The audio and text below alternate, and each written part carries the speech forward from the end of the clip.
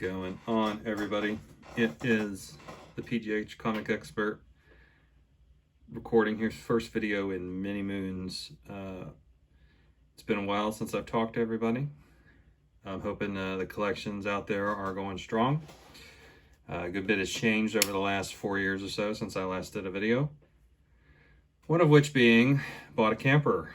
So as a result, I sold off a good portion of my collection to kind of recover the down payment that I used, to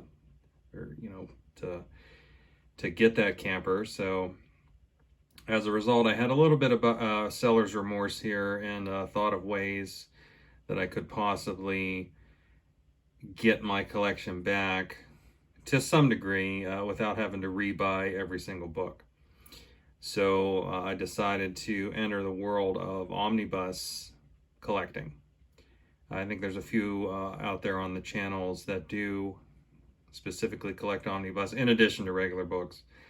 But these are really nice ways to get a bunch of books into one volume. And, if you have kids or anything that you want to maybe educate them on the comics, especially the comics that you read as a kid or even earlier, especially with all the movies coming out and everything, this is a great way to do it.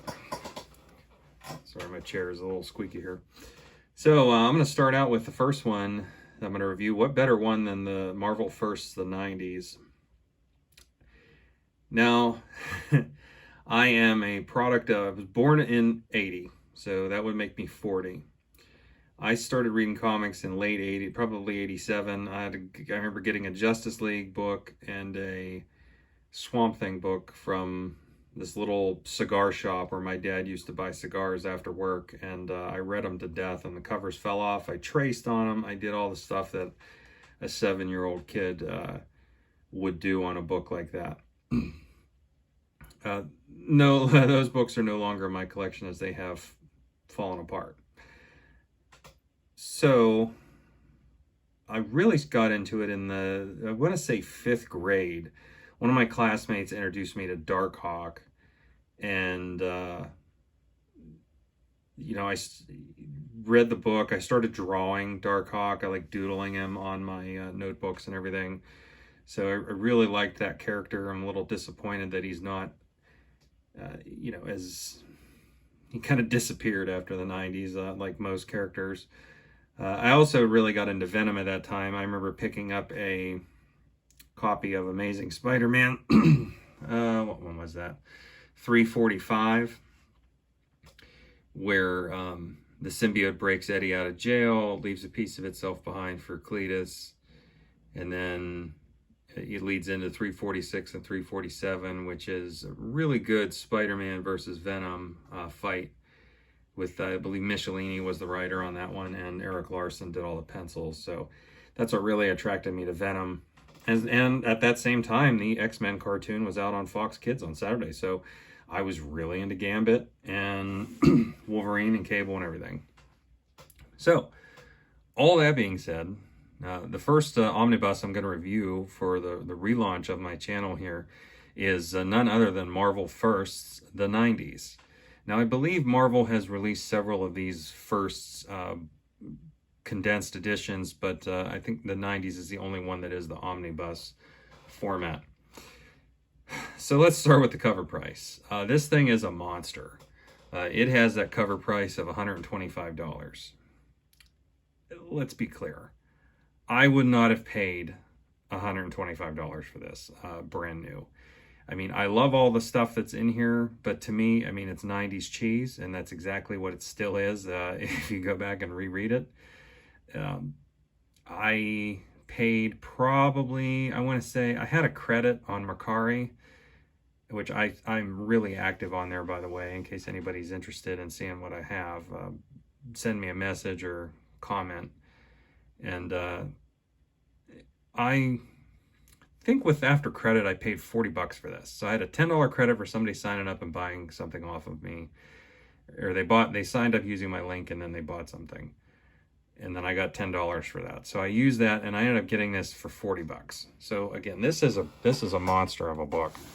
I mean, you can see how thick the spine is here. And this just kind of gives you a preview as to what is on the back. I'm going to zoom in a little bit here and try to pan up. So you can see Ghost Rider 1, Deathlock 1, I think that's Deathlock 4 is who they introduced there. New Warriors, that Captain America annual, I believe that's Nomad. Full Killer #1, that's Full Killer 3, I want to say. I don't know, I was never a Full Killer fan, so I just remember the Full Killer 1 was in Man-Thing #3.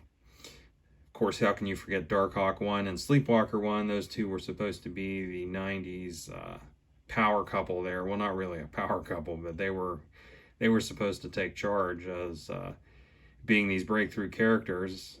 X-Force #1, Lee Field still can't draw feet, nor can he draw faces. X-Factor 71, that's the first issue of the new team. Pick another highlight here.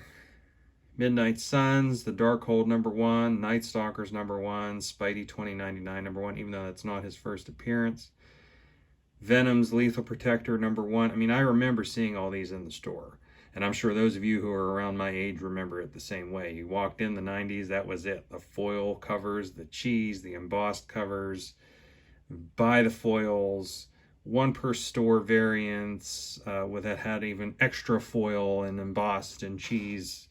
It just never ended. So I kind of stopped, I would say right around the time War Machine came out. That's when I stopped collecting because I'd gotten into high school.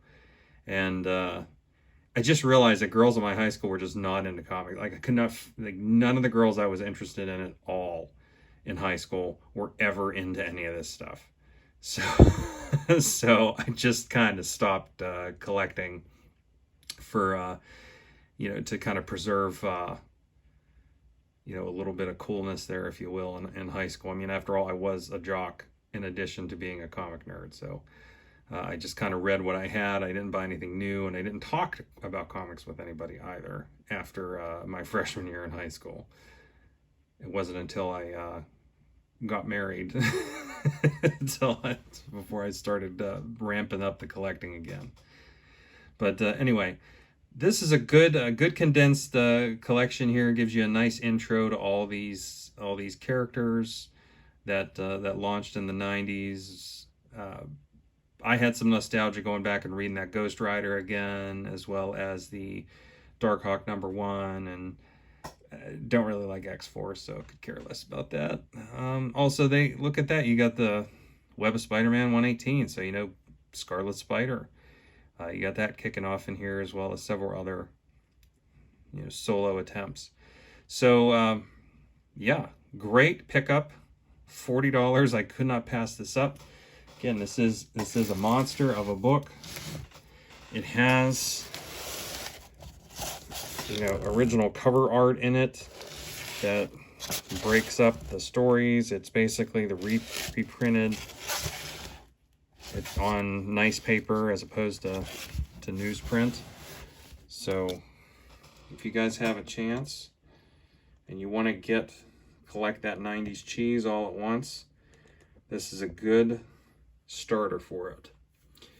So hey, that's it for my first review. I've got plenty more to go. I'm going to kind of keep these videos around 10 minutes. And that way, you know, I'm not boring you guys to death going on and on. So thank you for watching. I missed all of you guys. I am looking forward to making more content and being back in the YouTube community.